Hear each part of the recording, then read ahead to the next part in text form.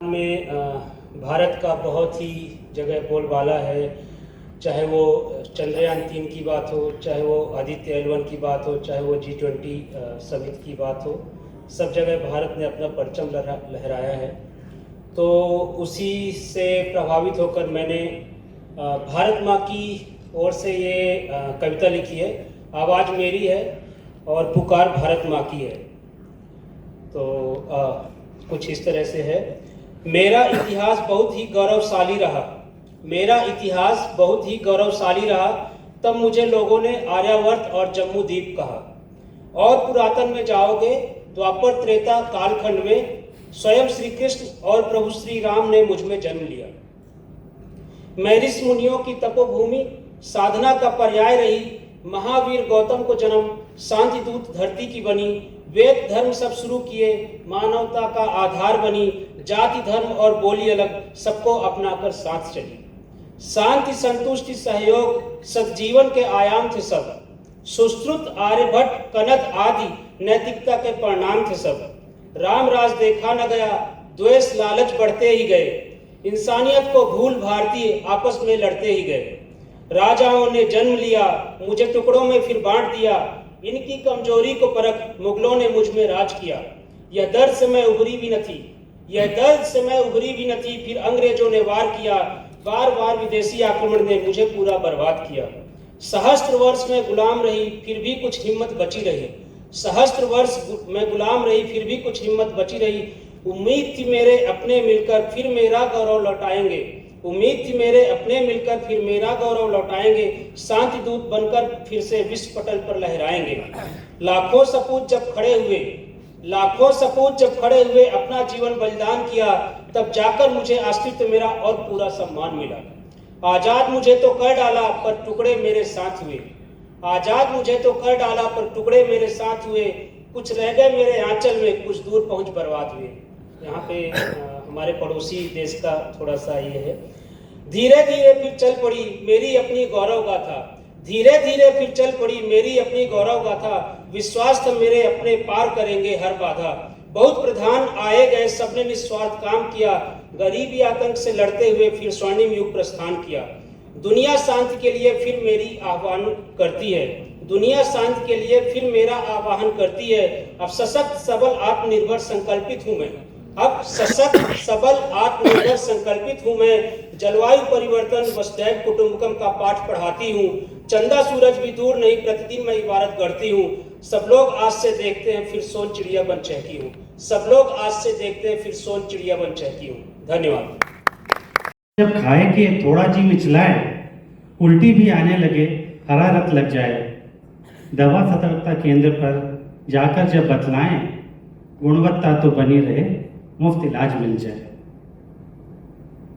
आगे सुनिए। इंजेक्शन लगवाई के तीखा जब हो दर्द, इंजेक्शन लगवाई के तीखा जब हो दर्द, दाने भी जो निकल पड़े, चमड़ी हो जाए सर्द।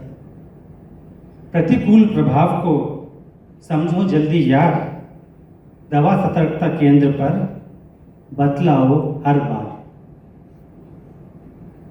अंतिम पंक्तियां हैं।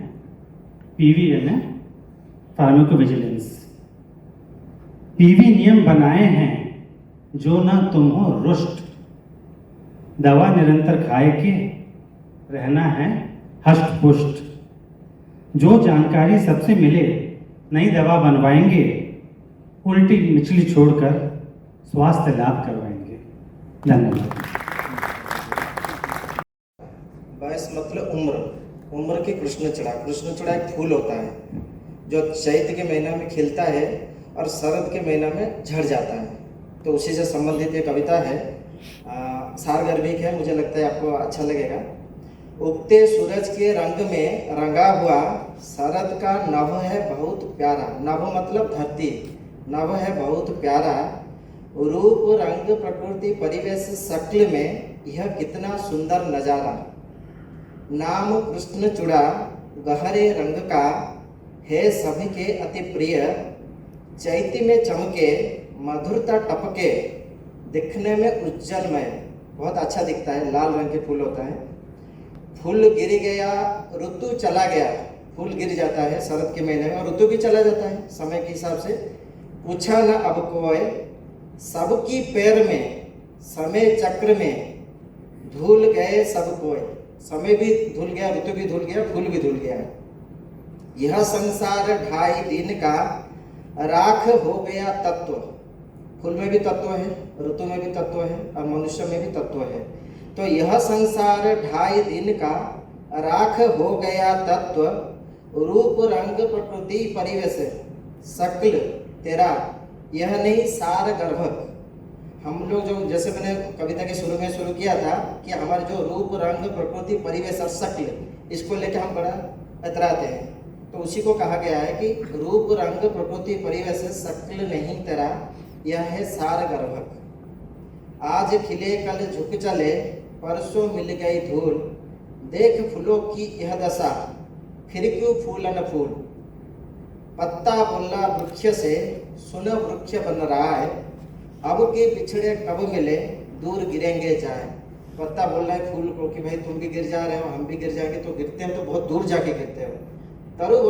तरुवर बोला पात से, पेड़ पत्तों से बोल रहा है सुनो पात मम बात। इसी घर की यह रीत है एक आवत एक जात।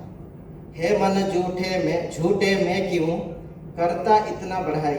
ये हम अपने को पूछ रहे हैं। है मन झूठे में क्यों करता इतना बढ़ाई, आज है कल रहेगा नहीं तुम्हारी यह चतुराई। भूल के सभी मोह को दिखा तेरा बड़ापन। सारे मोह को छोड़ के भूल के सभी मोह को दिखा तेरा बड़ापन, आज है जो कल नहीं रहेगा विभु को कर स्मरण। विभु मतलब भगवान, ईश्वर को स्मरण करें। Thank you. करते हैं। तुम्हारी संपूर्णता में खोकर खुद को जीना चाहती हूँ फिर से उन लम्हों को। कदम दर कदम मेरी फिक्र करना, कदम दर कदम मेरी फिक्र करना। लोगों की भीड़ में मेरे लिए एक कोना तलाशना। लड़खड़ाए कदम तो बाहों में थामना, हर छोटी बड़ी परेशानी को अपना बनाना। बत्ती गुल होने पर भाग कर तुम्हारा वो दिया जलाना। बिजली कड़कने पर दौड़कर मुझे सीने से लगाना। तुम अकेली नहीं मैं हूं ना तुम्हारे साथ, तुम अकेली नहीं मैं हूं ना तुम्हारे साथ। जाने कितनी बार दोहराना। जीना चाहती हूँ फिर से उन लम्हों को, तुम्हारे साथ के एहसास को। जीना चाहती हूँ फिर से उन लम्हों को। तुझे बल दिया दुनिया में अपनी जगह बनाने का संबल दिया। नहीं कमजोर तब भी ना थी मैं, पर तेरे साथ में निस्फिक्र हो जाती थी। क्या जीत क्या हार बस कर्म किए जाती थी। व्यस्तता की भागदौड़ में जाने कैसे तुम स्वनिर्भर मुझे बनाते गए। वो हर छोटी बात तुम्हारा होने वाला साथ तुम मुझसे ही चुराते गए। बत्ती गुल होने पर अब करना होता है मुझे ही कुछ इंतजाम। बिजली की गड़गड़ाहट में जाने कितने किए जाती हूँ मैं काम। आत्मनिर्भर हूँ अब मैं दौड़ सकती हूँ अकेली इस भीड़ में। नींद न आए जब कभी सो जाती हूँ मैं थपकियों में अपनी ही। छोटे बड़े जाने कितने काम अब मैं अकेली कर लेती हूँ। एक आध धक्के भीड़ में हौले से सह लेती हूँ। नहीं मदद नहीं चाहिए तुम्हारी, बस ये एहसास चाहिए कि तुम हो वैसे ही जैसे पहले थे, मेरे साथ मेरे पास। बार बार सुनना चाहती हूँ तुम अकेली नहीं मैं हूं ना तुम्हारे साथ। धन्यवाद। शहीद हुई हर आत्मा पूछ रही यही सवाल, पूछे तिरंगा अब कब तक फिजाए खामोशी यूं ही रहेगी। कितनी माओं को अपनी कोख उजड़ते देखना होगा, कितने पिताओं को अपने पुत्रों की लाशों को अग्नि देना होगा, कितने सुहागिनों को अपने सुहाग की चूड़ियाँ तोड़नी होंगी, कितनी बहनों को अपने भाई की कलाई पे दोबारा राखी ना बांध पाने का दुख सहना होगा। पूछे तिरंगा अब कब तक फिजाए खामोशी यूं ही रहेगी। यूं तो हवाओं के रुख पे राजनेता अपनी संवेदनाओं के 2 शब्दों की रोटी सेक जाते हैं, पर उस मासूम का क्या जिसका बचपन अपने पापा के साये से वंचित हो जाता है। पूछे तिरंगा अब कब तक फिजाए खामोशी यूं ही रहेगी। उन वीरों का बलिदान अखबारों की सुर्खियों में तब कहीं खो जाता है जब नेता अभिनेता का पोस्टर पहले जगह पा जाता है। पूछे तिरंगा अब कब तक फिजाए खामोशी यूं ही रहेगी। अब तो तिरंगा भी नतमस्तक है, अब तो तिरंगा भी नतमस्तक है, जो पूछ रहा भारत से क्यों मैं लहराने से ज़्यादा मैं कफन को समेटने में लगा हूँ, क्यों मैं लहराने से ज़्यादा कफन को समेटने में लगा हूँ। अब तो पूछे तिरंगा कब तक फिजाए खामोशी यूं ही रहेगी। हर शहीद के घर के आंगन की तुलसी भी अब तो मुरझाने लगी है। माँ बाप भाई बहन और सुहागनों की वेदना भी चीख चीख कर थकने लगी है। पूछे भारत और तिरंगा अब कब तक फिजाए खामोशी यूं ही रहेगी। जब पता उसे भी है मुझे भी कौन पाल रहा, कौन पोस रहा इस आतंक की सांप को, फैला रहा धर्म जात की नफरत को, तो क्या मजबूरी है इसे मिटाने में।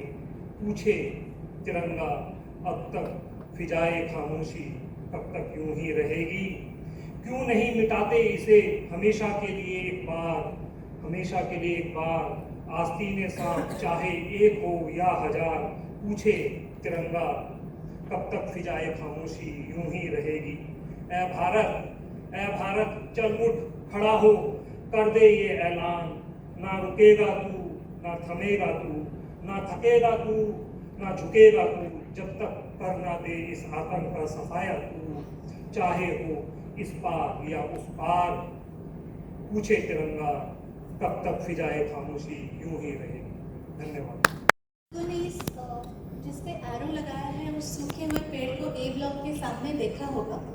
उसके आसपास एक बोगनविला का पौधा बहुत सुंदर से उसे लपेटे हुए खड़ा है। मेरी कविता उस पेड़ के ऊपर है। काव्य का शीर्षक है जीती जिंदगी। एक पेड़ था हारा हुआ, सूख चुका था उसका तना, टहनियों पर छाया था असीम वीराना। फूट फूट कर रोता रहा, कराहता रहा कि अब वो कभी ना दिख सकेगा हरा, कभी भी ना चिड़ियों की चहचहाहट से रह पाएगा भरा।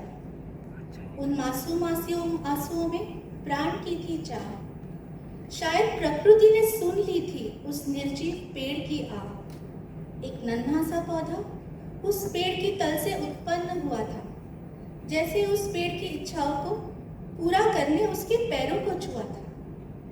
धीरे धीरे वो पौधा बड़ा हुआ, अटखेलियां करते हुए उस पेड़ का जैसे उसने प्रदक्षिणा किया। एक दिन जब उस सूखे पेड़ ने आंखें खोली, उसकी आंखों में थी उसकी आंखें थी खुशियों के आंसू से गीली। उस पौधे पर सुंदर गुलाबी फूल थे खिले, उन्हें देखकर मिट गए सारे शिकवे। एक मधुर सी आवाज उसके कान पर पड़ी, फूला न समाया वह पेड़ देख चिड़ियों की लड़ी। शोभित था वो, गर्वित था वो, जीवन से भरपूर था वह पेड़ जो कभी हारा हुआ था, वो पेड़ जो कभी सूखा हुआ था। जीती जिंदगी यानी जीत गई जिंदगी मायूसी के हार से, और जीती जिंदगी यानी जीती रही जिंदगी मुश्किल हालात में। इसलिए कहते हैं आज काली अंधेरी रात है तो क्या हुआ, कल सवेरा जरूर आएगा। हिम्मत रख, मन सच्चा रख, कर्म अच्छा रख, अच्छा फल जरूर पाएगा, अच्छा कल जरूर आएगा। अच्छा फल जरूर पाएगा, अच्छा कल जरूर आएगा। धन्यवाद। हम सभी में कुछ अच्छी आदतें होती हैं और साथ ही कुछ बुरी आदतें होती हैं, लेकिन हमारा ध्यान हमेशा अपनी अच्छी आदतों को ही सुधारने में जाता है, क्योंकि हमेशा हमें अच्छी आदतों के ही लिए ही तारीफें सुनने को मिलती है। लेकिन अगर कोई हमारी बुरी आदतों के बारे में बोल दे तो हमें गुस्सा आ जाता है। लेकिन आप लोग मुझसे गुस्सा मत होइएगा, क्योंकि आज मैं आपका ध्यान बुरी आदतों की तरफ लेकर जा रही हूँ। मेरी कविता का शीर्षक है 3 बुरी आदतें। आदमी की है 3 बड़ी बुरी आदतें। आदमी की है 3 बड़ी बुरी आदतें। हड़बड़, गड़बड़ और बड़बड़ करना। हड़बड़, गड़बड़ और बड़बड़ करना। किस बात की है हड़बड़ी? हर बात में है हड़बड़ी। इस हड़बड़ी के चक्कर में कर देते हो भूलें बड़ी बड़ी। जाना होता है दाएं, पहुंच जाते हो बाएं। अब यहाँ हो जाती है बड़ी गड़बड़। बेमतलब ही धागों में उलझ जाते हो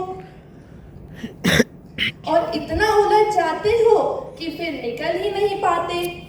धागों को सुलझाने के चक्कर में शुरू हो जाती है बड़बड़। मैं सही तू गलत करते करते बना डालते हो राई का पहाड़। लेकिन फिर भी तुम कहाँ पा जाते हो, क्योंकि अब तुम्हें दूसरों से उलझने में मजा आने लगता है। लेकिन जब तुम मुंह के बल गिरते हो तब समझ आता है कि ये आदतें तो मुझे कठपुतली की तरह नचा रही हैं। अरे भाई, थोड़ा धीरज रखो, थोड़ा रुको, थोड़ा सोचो, थोड़ा समझो। जल्दी का काम तो शैतान का है, तुम तो भला मानस हो। धन्यवाद। विराजित भागियों और अतिथियों का स्वागत है और मैं उनको नमस्कार करता हूँ। श्रीमद् भागवत में एक वर्णन है कि श्री भक्ति महारानी ज्ञान और वैराग्य के साथ पूरी पृथ्वी पर विचरती हैं और उनकी एक पीड़ा होती है कि भक्ति को आज कोई पूछ नहीं रहा। तो वो नारद जी से मिलती है और नारद जी से जो उनकी वार्ता होती है उसी के तारतम्य में एक बार हिंदी जी भी निकली अपने स्वर और व्यंजन रूपी 2 पुत्रों के साथ और कुछ मुझसे वार्तालाप की। तो उसी के आधार पर ये कविता मैंने लिखी है। इस कविता का शीर्षक है हिंदी से बातें। कैसे बताऊं तुझे ए हिंदी कि तू कितनी प्यारी प्यारी है। सुंदर सुगम सुसज्जित है तू, तुझ में कुछ बात निराली है। नहीं मिटा सकता कोई तुझको, तू मिटने वाली चीज नहीं। कैसे करे बड़ों का आदर, पराई भाषा में इतनी तमीज नहीं। इस वाक्य को थोड़ा कठोर इसलिए लिखना पड़ा क्योंकि जब भी हम बात करते हैं, अगर इंग्लिश में अगर रिस्पेक्टेड सर कहें तो वो उतना हृदय को नहीं छूता है जितना अगर हम कहें कि आदरणीय महोदय। इसलिए ये लाइन लिखी है। नहीं मिटा सकता कोई तुझको, तू मिटने वाली चीज नहीं। कैसे करे बड़ों का आदर, पराई भाषा में इतनी तमीज नहीं। तेरा स्वर व्यंजन से परिवार बना है, व्याकरण तेरी छाई है छाया। तेरा स्वर व्यंजन से परिवार बना है, व्याकरण तेरी छाई है। हिंदी का दीवाना हूं मैं, मेरे रग रग में हिंदी समाई है। तू क्यों रोती है ए हिंदी की, तू भुलाई जा रही। तू उस पेड़ की जड़ है हिंदी, जिसमें अन्य भाषाएं फलती फूलती जा रही। हिंदी की महिमा समझ सके इतनी हम में अभी समझ नहीं। पर माँ को भूल सौतेली माँ को चाहे, इतने भी हम ना समझ नहीं। अंत में जो बोलूंगा मैं वो लग सकती थोड़ी खरी खरी। गर सीख भी गया विदेशी भाषा, हिंदी हृदय में रहेगी सर्वोपरि। कैसे बताऊं तुझे ए हिंदी कि तू कितनी प्यारी प्यारी है। सुंदर सुगम सुसज्जित है तू, तुझ में कुछ बात निराली है। धन्यवाद। सभी श्रोतागणों को मेरा नमस्कार। मैं अनुराग अग्रवाल अपनी कविता शीर्षक विश्वास को प्रस्तुत करने जा रहा हूँ। ये विश्वास कर किसी पे किंतु ये जान ले इसके टूटने का भय है। विश्वास कर किसी पे किंतु ये जान ले इसके टूटने का भय है। विश्वास कर किंतु ये जान ले किसी के छूटने का भय है। विश्वास कर क्योंकि यही जीवन का आधार है। विश्वास कर क्योंकि यही जीवन का आधार है। इसके बिना अपनों से जुड़ना निराधार है। इसके बिना अपनों से जुड़ना निराधार है। विश्वास पाने वाला यदि विश्वसनीय हुआ, विश्वास पाने वाला यदि विश्वसनीय हुआ तो ये ज़िंदगी का सर्वोत्तम उपहार है। तो ये ज़िंदगी का सर्वोत्तम उपहार है। मिला किंतु विश्वासघात, मिला किंतु विश्वासघात, तो ये एक प्रतिकार है। तो ये एक प्रतिकार है। दूसरों के प्रतिकार से अपना विश्वास न खोना तुम। दूसरों के प्रतिकार से अपना विश्वास न खोना तुम। झांक के अपने अंतर मन में राहें नहीं ढूंढ लेना तुम। झांक के अपने अंतर मन में राहें नहीं ढूंढ लेना तुम। छोड़ के अपनी सारी आशाएं तुम कहीं नहीं जा पाओगे। छोड़ के अपनी सारी आशाएं तुम कहीं नहीं जा पाओगे। जब टूटोगे, उभरोगे, निखरोगे, तब अपना एक नया संस्करण पाओगे। धन्यवाद। सभी को मेरा नमस्कार। कविता से पहले इसका संदर्भ देना चाहूँगा। ये कविता एक आंखों देखी घटना पर आधारित है। एक प्रमाण है समाज की लाचारी का। जब कोरोना का दौर था तब कई हजार मजदूर मीलों पैदल चल के अपने घर पहुंचे थे। ये वैसे मजदूर थे जो बिहार और झारखंड से काम ढूंढते हुए दिल्ली पहुंचे थे और वहाँ की सरकार ने भी इनकी सहायता नहीं की थी, तो इन्हें काफ़ी समय तक पैदल चलना पड़ा था और अपने घर पहुँचना पड़ा था। मेरी कविता उन्हीं अभागों पर आधारित है और उन्हीं को समर्पित भी। आशा है इसके माध्यम से मैं ये दृश्य आपको भी दिखला पाऊंगा। कविता का शीर्षक है पलायन। एक चांद ही उसका हमसाया बेशर्त साथ जो चलता है। एक चांद ही उसका हमसाया बेशर्त साथ जो चलता है। अब शाम नहीं होती है और दिन अनचाहे ही ढलता है। गांव से निकलने की इच्छा तो नहीं होती, पर सुविधा ना होने के कारण जाना पड़ता है शहर। कुछ पिंजरे तोड़े थे उसने, सही यादों से बच निकला। दाना चुगने की लालच में पेड़ से था एक दिन फिसला। अब बस अपने घर जाने को वो मीलों पैदल चलता है। अब शाम नहीं होती है, दिन अनचाहे ही ढलता है। जिम्मेदारी की गठरी है और भूखे पेटों की पेटी। अन्नपूर्णा नाम था जिसका, बिलख रही है वो बेटी। जिसने सबको था पाला वो खुद टुकड़ों पर पलता है। अब शाम नहीं होती है और दिन अनचाहे ही ढलता है। जब अंत में सरकार से मदद की उम्मीद की गई तो ऐसा वक्तव्य आया था कि जो दिल्ली के नहीं है उनको दिल्ली में मदद नहीं मिलेगी। हमें पता है हमारे देश के कितने सरहद हैं, हमारे पड़ोसी देश कौन से हैं, पर इस देश के अंदर कितने सरहद हैं इसके बारे में कोई बात नहीं करता। इस देश में है सरहद कितने, हर सरहद ने दुत्कारा है। कीट पतंगे सा उस पर हरजोत ने भी फटकारा है। अब रोशन करने को जीवन खून रगों में जलता है। अब शाम नहीं होती है और दिन अनचाहे ही ढलता है। धन्यवाद। आज मेरी कविता का शीर्षक है आशा और विश्वास। कविता जीवन के उतार चढ़ाव को प्रस्तुत करती है और समाज में ये संदेश देना चाहती है उन लोगों के लिए जो मुश्किल घड़ी में साथ होने का दिखावा तो करते हैं पर साथ नहीं देते हैं। अगर शिवम पर विश्वास है और इरादे नेक हैं तो अपने काबिलियत के दम पर हर मुश्किल आसान हो जाती है और इंसान अपनी मंजिल तक पहुंच जाता है। यही कुछ मेरी कविता में आज प्रस्तुत है।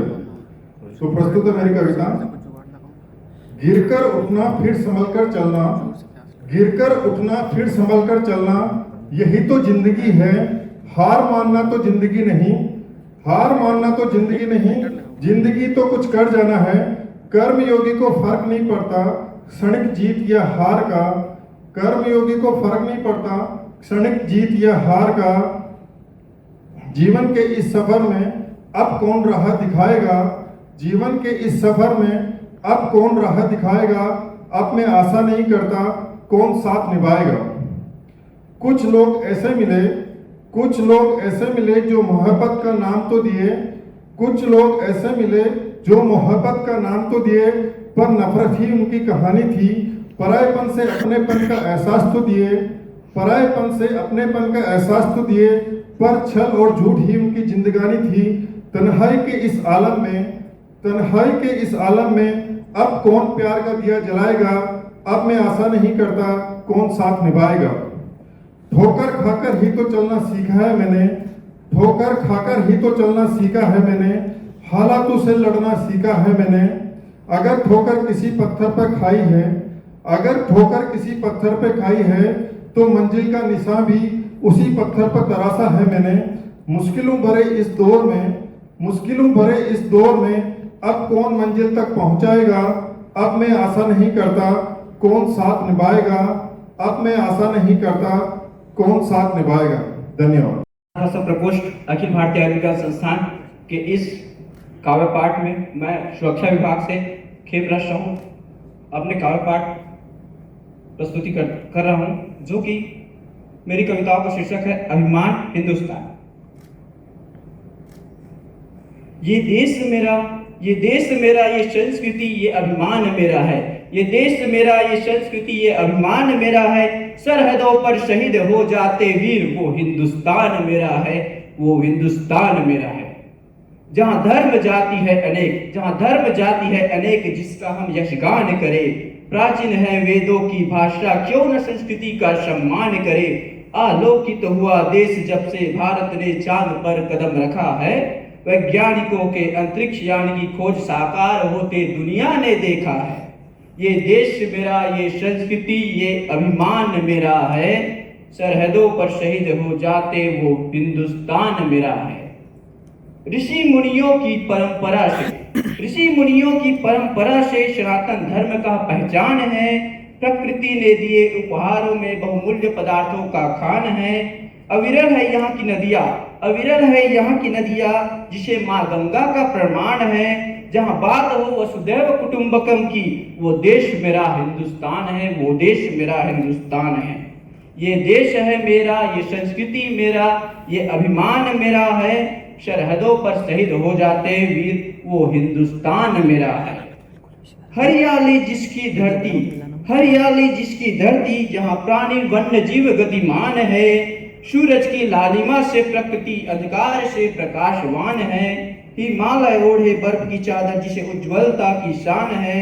लहर लहर लहराए तिरंगा, लहर लहर लहराए तीन रंग का तिरंगा, प्यारा वो हिंदुस्तान है। ये देश मेरा, ये मेरी संस्कृति, ये मेरा अभिमान है। सरहदों पर शहीद हो जाते वीर, वो हिंदुस्तान मेरा है। जय हिंद, जय भारत।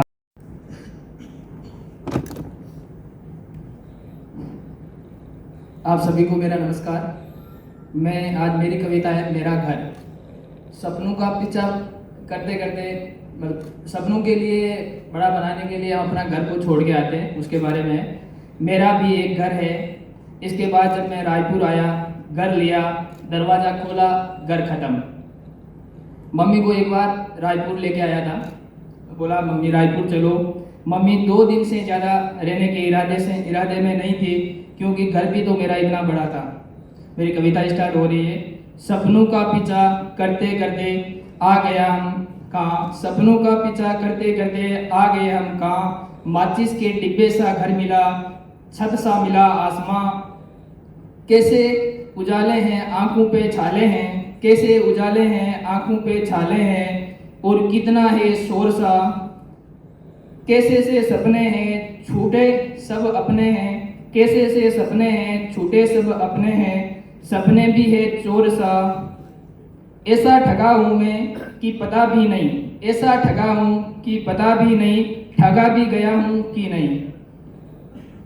है मुझको पाना ये सारा जमाना, है मुझको पाना ये सारा जमाना। चुकानी है कीमत मगर मेरा घर। ख्वाहिश भी है हम उड़े आसमान में, ख्वाहिश भी है हम उड़े आसमान में। कहाँ था मगर ये पता, कहाँ था मगर ये पता, कि उड़ने की पहली शर्त भी यही होगी कि छूटेगा वो घोंसला। अजब कसम कसी है, बेवसी है, कि उड़ना भी भाए हमें, कि उड़ना भी भाए हमें। थके पंख जब भी जो लौटे ज़मीन पे, तो घर याद आए हमें। वही घोंसला है वही गांव डाली, वही घोंसला है वही गांव डाली, जहाँ पर अकेली है माँ। मंजिल जो बदले खुदा अपना मतलब, मंजिल जो बदले खुदा अपना मतलब, तो मोड़ूं मैं अपना सफर और जाऊं घर। जय हिंद। है कविता मेरा अस्पताल। कितना प्यारा सुंदर न्यारा है मेरा अस्पताल। जाति धर्म का ना होता यहाँ, जाति धर्म का ना होता यहाँ किसी से भेदभाव। डॉक्टर प्यार से हाथ फेर कर करते सभी का उपचार, डॉक्टर प्यार से हाथ फेर कर करते सभी का उपचार। डॉक्टर जीवन में बुरे लोगों को सही राह दिखाए, ऐसा प्यारा मेरा अस्पताल। सबकी मान प्रतिष्ठा का रखे ध्यान, सबकी मान प्रतिष्ठा का रखे ध्यान, ऐसा प्यारा मेरा अस्पताल। इससे बेहतर और कहाँ, इससे बेहतर और कहाँ, जो रखे घर जैसा ध्यान, ऐसा प्यारा मेरा अस्पताल। भारत को विश्व में अव्वल बनाएंगे, भारत को विश्व में अव्वल बनाएंगे, ऐसा प्यारा मेरा अस्पताल। कितना सुंदर न्यारा, ऐसा प्यारा मेरा अस्पताल। धन्यवाद। जय हिंद, जय भारत। आप सभी को मैं प्रणाम करता हूँ, नमन करता हूँ, स्वागत करता हूँ, अभिनंदन करता हूँ। क्योंकि आप सभी को पता है कि हमारी लाइफ में कितने संघर्ष होते हैं और कितने संघर्ष करने पड़ते हैं हमें परिवार को चलाने के लिए, अपनी ज़िंदगी चलाने के लिए। उसी में एक कविता है छोटी सी, जिसका शीर्षक है दो रोटी के लिए। कविता है, स्वयं को ता उम्र जलाया, स्वयं को ता उम्र जलाया, दो रोटी के लिए। ताऊ मतलब पूरी जिंदगी। स्वयं को ता उम्र जलाया, दो रोटी के लिए। शरीर जलती रही, पसीना निकलता रहा, दो रोटी के लिए। खून जलता रहा, आग जलती रही, बदन जर्जर हो गया, दो रोटी के लिए।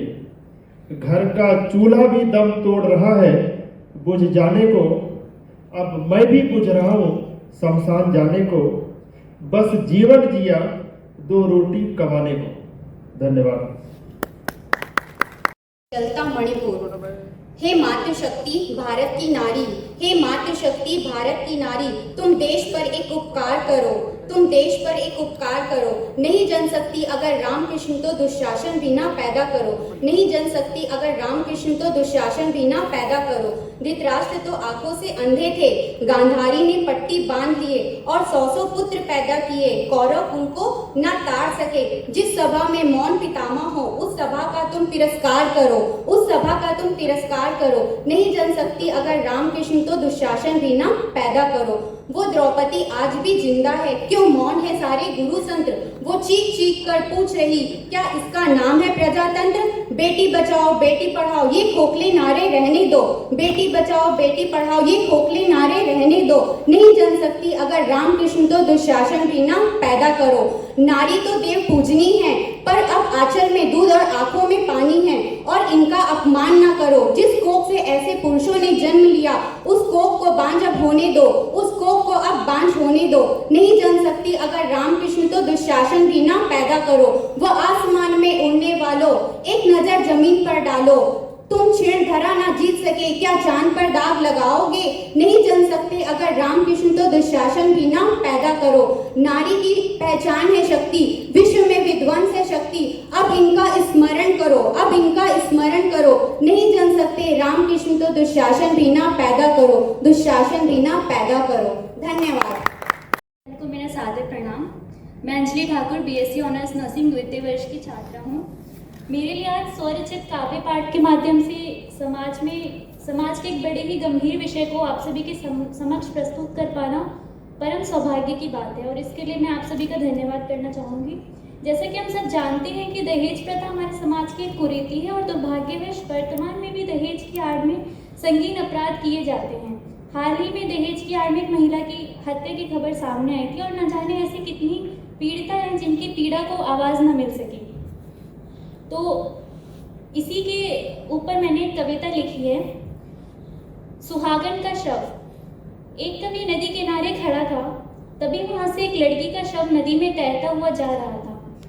तो तभी कवि ने उससे पूछा, कौन हो तुम ओ सूख हमारी, बह रही क्यों नदी के जल में। कोई तो होगा तेरा अपना, मानव निर्मित इस भूतल में? किस घर की तुम बेटी हो? किस क्यारी की कली हो तुम? किसने तुमको छला है बोलो? क्यों दुनिया छोड़ चली हो तुम? किसके नाम की बिंदिया बोलो माथे पर लगी है तेरे? बोलो किसके नाम की मेहंदी हाथों पर रची है तेरे? लगती हो तुम राजकुमारी या देवलोक से आई हो? उपमा रहित ये रूप तुम्हारा, यह रूप कहाँ से लाई हो? दूसरा दृश्य है, कवि की बातें सुनकर लड़की की आत्मा बोलती है, कवि राज मुझको क्षमा करो, कवि राज मुझको क्षमा करो, गरीब पिता की बेटी हूँ, इसलिए मृत नीम की भांति जल धारा पर लेटी हूँ। आज भी समाज में स्त्रियों के अन्य गुणों को अनदेखा कर दिया जाता है, तो उसके रूप रंग एवं सौंदर्य को विशेष महत्व दिया जाता है और उसके सौंदर्य को ही उसकी पहचान बना दी जाती है। इसलिए लड़की की आत्मा कहती है, रूप रंग और सुंदरता ही मेरी पहचान बताते हैं, कंगन चूड़ी बिंदी मेहंदी सुहागन मुझे बनाते हैं। पिता के सुख को सुख समझा, पिता के दुख में दुखी थी मैं, जीवन के इस तन्हा पथ पर पति के संग चली थी मैं। पति को मैंने दीपक समझा, उसकी लौ में जली थी मैं। माता पिता का साथ छोड़ उसके रंग में ढली थी मैं। पर निकला वो सौदागर, लगा दिया मेरा भी मोल, दौलत और दहेज की खातिर पिला दिया जल में विष घोल। दुनिया रूपी इस उपवन में एक छोटी सी कली थी मैं, जिसको माली समझा मैंने, उसी के द्वारा चली थी मैं। ईश्वर से अब न्याय मांगने शवशैया पर पड़ी हूँ मैं, दहेज की लोभी इस संसार में दहेज की भेंट चढ़ी हूँ मैं। धन्यवाद। सगड़ों को मेरा सादर प्रणाम। मैं यहाँ अपनी स्वरचित कविता प्रस्तुत करने जा रही हूँ, जिसका शीर्षक है अब सामना ही होगा रण में। मैंने अपनी कविता में बलात्कार रूपी दंश के बाद नारी के मनोभावों को शब्दों में पिरोया है। हूँ काल का ग्रास तेरे लिए से आज मेरा हर वचन मैं निभाऊंगी, मिट गई जो मिट गई गर तो तेरा काल बनकर बतलाऊंगी। था दुर्योधन जो तू कभी सालों से सभा में उपहास रचा रहा, बन जाऊंगी अब पांचाली में भी विध्वंस रस तुझे कालग्रास बनाऊंगी। कब तक मैं रोऊंगी अब कब तक रहूंगी उदास, कब तक बड़ी दीदी अब भी सोएगी मेरे पास। कितने दिन और माँ की हालत रहेगी बेतरह और पस्त, कब तक भैया और बाबा द्वार पर देते रहेंगे गश्त। कब तक आस लगाऊंगी मैं बिके हुए अखबारों से, कैसी रक्षा मांग रही हूँ मैं तुम जैसे दुराचारों से। क्या सोचा तुमने कि जले हुए एसिड से चेहरा मैं सहन नहीं कर सकती, असमत लुट जाने पर मैं जीवन वहन नहीं कर सकती। गर सुनी हो राहें तो बस मैं ही घबराऊं, गंदी नीयत से सरे रहा बस मैं ही घूरी जाऊं। कब तक करूं याचना मैं कि बेटी हूं बस इसी वजह से मुझे भूल में मत मारो, दहेज के लालच में तुम मुझे मत दुत्कारो। कितने उन्नाव कठुआ दामिनी और निर्भया होंगी, कितने मासूमों को अब भी जिल्लत सहनी होगी। वक्त थकता है वक्त रुकता है पर वक्त कभी ना हारा है, सोच रहा जो तू की विजय ही तेरा अक्स है, सिर्फ श्रेणी खोल में दिखलाऊंगी कि संहारी तेरा नक्श है। बढ़ चढ़ कर बोल हाँ कुछ दिन और ऊंचा डोल, रूह काम जाती क्या चित्तौड़ का गौरव तुझे याद नहीं, धधक धधक कर जली चिताएं क्या पद्मा का जौहर तुझे याद नहीं। धराशायी होकर बहुत देख लिया मैंने, तुझे भी अब यही धरा पटल दिखलाऊंगी। गर जीत सके तो जीत, गर बच सके तो बच, हर मौका मैं तुझे देती हूँ, तेरा वक्त ना तुझसे लेती हूँ। ना तेरा दामन मैला करूंगी ना यातना अब सहूंगी, क्योंकि अब संहारी होगा क्षण में, अब सामना ही होगा रण में। महिषासुर जैसा अघाता है तू, हर पहर मुझे लजाता है। क्या तू भूल गया रणचंडी को, क्या तू भूल गया शिखंडी को।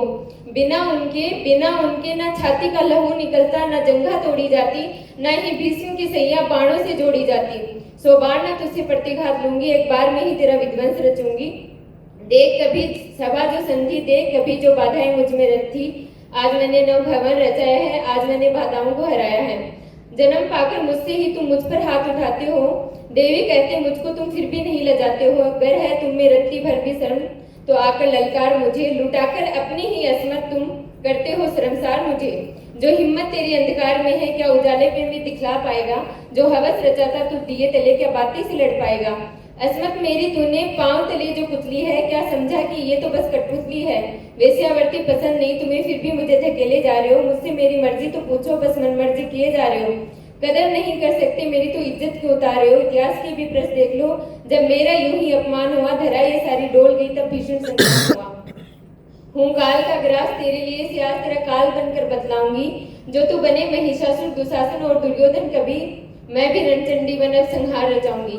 क्या सृष्टि निर्मात्री को तू झुका पाएगा, है दम अगर तू दिखा कितना मुझे लज्जा पाएगा। दुशासनों से चाहे पट जाए धरा अब ये, दुशासनों से चाहे पट जाए धरा अब ये, अब कृष्ण की दरकार नहीं है। शस्त्र दिए हैं उसने अब इन करों में, अब दया की पुकार नहीं है। तू क्या मुझे बतला पाया, तू क्या मुझे सिखला पाया, अभी तो बस आरंभ है। सतियों की गाथा का सार अब भी अखंड है। सिर वेणी खुली है अभी तो, मस्तक पर चिंताएं अब भी हजार हैं। जब तक रक्त से आलादित ये केस ना हो, जब तक रक्त से आलादित ये केस ना हो, तब तक हर पांचाली में शामिल गम हजार हैं। हूँ काल का ग्रास तेरे लिए, सियाज मेरा हर वचन मैं निभाऊंगी। बनकर गार्गी मैत्रेयी मैं तेरा शीश झुकाऊंगी। न वक्त तेरा लूंगी, न वक्त तुझको दूंगी, न यातना तुझसे करूंगी, ना ही यातना अब सहूंगी। क्योंकि अब संहारी होगा क्षण में, हाँ अब सामना ही होगा रण में। बायोलॉजी डिपार्टमेंट की PGJR हूँ, 3rd ईयर PGJR हूँ। मेरा नाम डॉक्टर रुजुता कास्ले है। जो कविता मैं पेश करने जा रही हूँ वह एक स्त्री की मनोकामना है। वह स्त्री हर एक में मौजूद है। वह हर एक जाति, वर्ण, धर्म और प्रदेश से ताल्लुकात रखती है। यह कविता मैं हर उस व्यक्ति को समर्पित करना चाहती हूँ जिसने स्त्री का सम्मान किया है, उसे प्रेरित किया है। यह कविता मैंने मेरी मातृभाषा मराठी में तैयार की थी। आप सभी तक पहुँचाने के लिए मैंने कविता का अनुवाद हिंदी में किया है। आज मैं अपनी खुशी मेरी कविता का शीर्षक है स्त्री। आज मैं अपनी खुशी तलाशूंगी, पहचानूंगी और उसे बनाए रखूंगी। भले ही मैं एक स्त्री हूँ, मैं मेहनत करूंगी और अपने सपनों को साकार करूंगी। भले ही मैं एक स्त्री हूँ, मैं अपने निर्णय खुद लूंगी और दृढ़ रहूंगी। अपने लिए सुंदरता के मायने में खुद तय करूंगी। भले ही मैं एक स्त्री हूँ, मैं नाचूंगी, गाऊंगी, ठिलाऊंगी, अपने हक के लिए लड़ूंगी। मैं दिल की हर मुराद मेरी पूरी करके रहूंगी। भले ही मैं एक स्त्री हूँ, मैं सम्मान करूंगी, पाऊंगी, खुद को व्यक्त करूंगी और करते रहूंगी। साथ दूंगी, निभाऊंगी और समाजोन्मुख रहूंगी। भले ही मैं एक स्त्री हूँ, मैं अपनी सीमाएं खुद तय करूंगी और बनाए रखूंगी। मैं स्वयं, घर और समाज में अच्छे परिवर्तन लाने के लिए तत्पर रहूंगी। भले ही मैं एक स्त्री हूँ, दयालु, संवेदनशील, प्यारी तो मैं थी ही। आज मैं धैर्यवान, निर्णायक और प्रेरित हूँ। हाँ, मैं एक स्त्री हूँ, सबला हूँ। आपकी चिकित्सक डॉक्टर रुजुता। नायकगण और श्रोतागण, मेरी कविता का मैं थोड़ा सा संदर्भ देना चाहूँगी। कुछ हफ्ते पहले मैंने एक गाना सुना था, वो एक पंजाबी गाना है, उसका नाम है परदेस कटेंदा। वो इस पे आधारित है, उन लोगों पे आधारित है जो अपना घर छोड़ करके कहीं और चले जाते हैं ताकि वो अपने घर के लोगों की सारी ज़रूरतों को पूरा कर सके। तो मैंने बस थोड़ा सा उनके ऊपर लिखने की कोशिश की है। मेरी कविता का शीर्षक है घर के लाडले। बहुत जल्दी बड़े हो जाते हैं ये घर के लाडले, कभी घर की पहली संतान तो कभी आखिरी, पर मौजूद तो ये हर घर में है। उनके संघर्ष उनके परिवारों की शान है, उनके संघर्ष उनके परिवारों की शान है। कुछ ने घर छोड़ दिया महीनों से सालों तक के लिए, कुछ ने सपने तोड़ दिए अपनों की खुशियों के लिए। वो लौट कर ना आ पाए और ना वो छोड़ कर गए। इन्होंने नए कपड़े तक ना बनवाए बच्चों को खिलाने तक के लिए। क्या ही किया है तुमने? पूरे जीवन पूछता है समाज इनसे ये सवाल हर शाम ढले। न घर वाले कभी खुश हुए, न बीवी, न बच्चे और न ये कभी खुद। घर जाना है, घर जाना है, हर दिन बोलने वाले कभी समझा ना पाए कि क्यों घर जाना है, बस जाना है। उन्हें घर की रोटियां खानी है, खुद के बनाए पकवान से अब तो ना पेट भरता है और ना जीभ। महीनों की कमाइयाँ दिनों में खर्च हो जाती हैं, महीनों की कमाइयाँ दिनों में खर्च हो जाती हैं। क्या करें, कैसे करें, किसी को कभी ना आए समझ। खुद के लिए ईद पर लाए नए जूते, इन्होंने लगातार 3 साल चलाए। जो दिवाली अपने बच्चों के साथ नहीं मना पाए, वो जो कभी खुलकर रो नहीं पाए। कैसे रो सकते हैं ये समाज ने कलीब जो बुला देगा बिना हिचकिचाए। जैसे आंसुओं की जिम्मेदारी तो सिर्फ जननी की ही है। हम अक्सर भूल जाते हैं समाज की सौंपी हुई जिम्मेदारी, रोटी, कपड़ा, मकान, लाने वाले के हाथ हो, अक्सर खुद के लिए वो 2 पल का चैन नहीं जोड़ पाते। घर आज भी खाली है, घर आज भी खाली है उनके बिना, पर वापसी का टिकट तो कैसे ही मिलेगा। अगले महीने घर के लाडले का शैक्षणिक सत्र शुरू हो रहा है, उसकी फीस कौन भरेगा। धन्यवाद।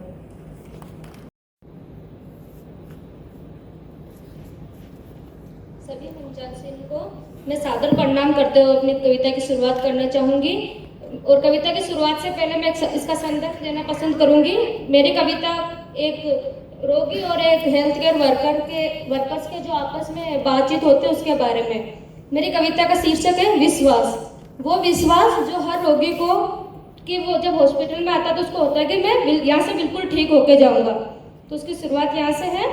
मासूम सी सूरत सवालों का पहरा लिए, एक उम्मीद में उम्मीद से उम्मीद लगा बैठा। मासूम सी सूरत सवालों का पहरा लिए, एक उम्मीद में उम्मीद से उम्मीद लगा बैठा। या एक उम्मीद जो हेल्थ केयर वर्कर्स है उनको संज्ञा दी गई है। तो उसके आगे क्या है? आया हूँ तेरे विश्वास पर मैं इस रुग्णालय में, आया हूँ तेरे विश्वास पर मैं इस रुग्णालय में, इस व्याधि को हराने के लिए। हो दुआएं कबूल मेरी, हो दुआएं कबूल मेरी, तेरी दवाओं के साथ समूल नष्ट हो ये व्याधि तेरे हाथ, समूल नष्ट हो ये व्याधि तेरे हाथ। जिंदगी तुझे सौंपी है भगवान मानकर, जिंदगी तुझे सौंपी है भगवान मानकर, तू अपना सर्वश्रेष्ठ देना मुझे अपना मानकर। तो एक रोगी की इन सब बातों का एक जो हेल्थ केयर वर्कर्स है वो क्या जवाब देता है? रख विश्वास तेरी दुआओं के साथ मेरी दवाओं पर, रख विश्वास तेरी दुआओं के साथ मेरी दवाओं पर, होगा सब अद्भुत जब तू और मैं होंगे साथ। इस व्याधि का समूल नाश करना है, इस व्याधि का समूल नाश करना है, तेरे साथ औरों की भी उम्मीद जो बनना है, तेरे साथ औरों की भी उम्मीद जो बनना है। या व्याधि से मतलब बीमारी से है। तेरी उम्मीद से प्रेरणा है मेरी, तेरी उम्मीद से प्रेरणा है मेरी, और तेरी मुस्कान से सुकून मेरा। तेरी उम्मीद से प्रेरणा है मेरी और तेरी मुस्कान से सुकून मेरा। मतलब जो हेल्थ केयर वर्कर है वो बताना चाहते हैं कि आप लोगों की जो उम्मीद है वही हमें मोटिवेट करती है अपने काम के लिए। तो इसकी अगली लाइन है, तेरी दुआओं से शुरू दिन है मेरा, तेरी दुआओं से शुरू दिन है मेरा, और तेरे आरोग्य पे खत्म रात है मेरी, और तेरे आरोग्य से रात है मेरी। धन्यवाद। उपस्थित सभी श्रोतागण, आप सभी को मेरा नमस्कार। आज मैं आप सभी के सामने एक छोटी सी कविता प्रस्तुत करने जा रही हूँ जो कि मैंने देश के वीर जवानों पर लिखा है। मेरी कविता का शीर्षक है वीर सपूत। हाँ, खाई है मैंने कसम अपने देश के नाम पर मर मिटने की, सरहद पर रहकर अपने देश के लोगों की सुरक्षा करने की।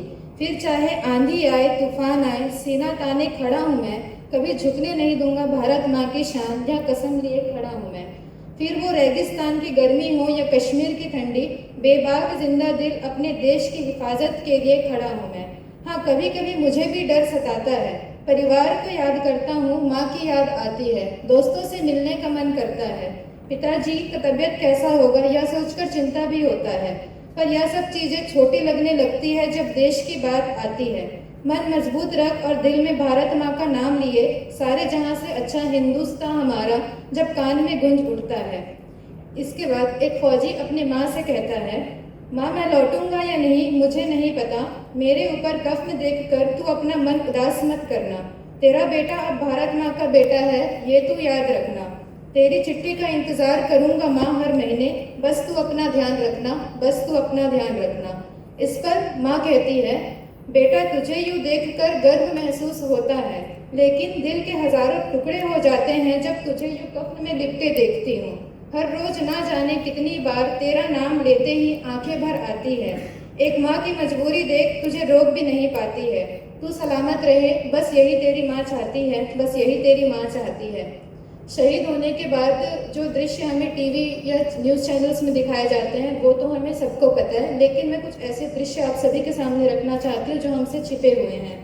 यूँ तो हजारों नेता अपने दुख व्यक्त करते हैं और ना जाने कितने अनगिनत वादे करते हैं। कफन में लिपटे उस फौजी के माँ से पूछो क्या कर पाओगे दुख कम उसका। हर उन खोखले वादों की तरह तुम्हारा यूँ दुख व्यक्त करना भी खोखला है। देश के लिए शहीद हुए जवान और उद्घाटनों पर आए नेता, देश की हिफाजत करे जवान और सभा संभाले नेता, देश के सभी धर्म एक समान कहे जवान और धर्मों के नाम पर लड़ाई करवाए नेता, देश के सरहद पर बेबाक खड़े जवान और सरहद के नाम पर नीलाम हुए नेता, अपने कर्तव्य का पालन करे जवान और उन पर उंगली उठाए नेता, देश के दुश्मनों से लड़े जवान और दुश्मनों को बुलाने वाले नेता, देश पर भारत माँ की जय नारा लगाए जवान और उसी भूमि पर भ्रष्टाचार फैलाए नेता, लोगों के लिए खून बहाए जवान और खून चूसने वाले नेता, सच के नाम पर शहीद हुए जवान और झूठ पर नीलाम हुए नेता, देश के लिए शेरों की तरह खड़े जवान और दीमक बनकर खोखला करने वाले नेता, गोली बारूद से लड़ता जवान और पटाखों के शोर में रहने वाले नेता, संदूक में बंद कर दिए जाते हैं अंश जवान के और फूलों की हार लिए फिरते नेता। आखिरी में बस यह 2 लाइन में आप सभी के समझ रखना चाहूंगी। दिल में हौसलों को तेज और तूफान लिए फिरते हैं, आसमान से ऊंची हम उड़ान लिए फिरते हैं, वक्त क्या आजमाएगा हमारे जोश और जुनून को, हम तो मुट्ठी में अपनी जान लिए फिरते हैं, हम तो मुट्ठी में अपनी जान लिए फिरते हैं। जय हिंद, जय भारत। धन्यवाद। नमस्कार आदरणीय शिक्षकगण एंड समस्त श्रोतागण, मैं Manisha Kabra BSc nursing honour छात्र। मैं आज आप सबको एक कविता प्रस्तुत करना चाहती हूँ। उसका शीर्षक है पुराने पन्ने। जिंदगी तू बन जा किताब ले चल उन पन्नों पर, जिंदगी तू बन जा किताब ले चल उन पन्नों पर, बेफिक्री होती थी सुबह की खुशबू में जब रात लाती थी सुकून की खबर, जब ममता भरा हाथ सर को सहलाता था, बच्चों को सोने दो छुट्टी है पापा की वो आवाज जैसे होठों पे प्यारी सी मुस्कान दे जाता था, जैसे होठों पे प्यारी सी मुस्कान दे जाता था। नाश्ते पे लड़ाई सिर्फ माँ के हाथों से खाने के लिए होती थी, नाश्ते पे लड़ाई सिर्फ माँ के हाथों से खाने के लिए होती थी, शर्ट साइकिल चलाना किसको सिखाएंगे पापा इसकी लगती थी। गैजेट्स नहीं थे पर कैरम बोर्ड था हमारा हथियार, गैजेट्स नहीं थे पर कैरम बोर्ड था हमारा हथियार, कौन कितने पॉइंट्स बनाएगा इसका रहता था सबको इंतजार। कोई शाम टॉम एंड जेरी देखे बिना नहीं गुजरती थी, कोई